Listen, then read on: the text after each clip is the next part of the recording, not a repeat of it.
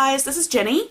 I'm going to share an art journal spread with you today that I'm sort of just doing for myself as a little self-help therapy, and just going to use some of my favorite colors and mediums and techniques and just see what happens. I don't really have a plan, so I've just pulled out some of my favorite of the heavy body acrylic paints, and I usually go with gold, but I think I'm going to go with a little bit of silver this time. So I've got all of those, and I've also got some white gesso that I'll prime my pages with and also use later on to help tone it down. I've got some black modeling paste, which I may use white in tint, but and then some gel medium that I thought I would use as a sort of resist technique on part of it. And the stencils I'm going to use are the main one is going to be this one. Sort of reminds me of like canceled stamps and like the coffee rings and that kind of stuff. So I'm probably going to have that sort of spread across the center of the page a little bit. It'll overlap on one side maybe. And then I'm also going to use this one, this text stamp or text stencil for the probably this resist part, so I can use some watercolor. I've used the small one of this. I haven't used the large one yet, but I love it. And I've also got the small one of it, just in case I might use a different scale. And then I've got this little one with the birds and branches, and I thought I might just use some of the branches on some of the edges around the pages or something like that. I've also got a couple sheets of printouts from Altered Art that we had used for a team up before, and I've still got some of them, and so I thought some of these would be interesting because of that sort of canceled stamp look, and make it a little bit like a, you know, postcard or something. So that's kind of where I'm going to start, and we will just see how it evolves. Alrighty, I'm going to mostly let you just listen to music and watch the process since it's pretty self-explanatory, but I did want to add that I had a little technical malfunction and missed the first part of this recording, and you just missed the sort of me laying down a base layer of the acrylic paints and then coming back with a layer of gesso over it to kind of tone it down a bit, and then that's where this part picks up. So it really isn't, you know, too much of the project, but there are some photographs that are part of the post that show a little bit of that. So anyway, I will be back at the end to talk a little bit more, and we can just see what happens.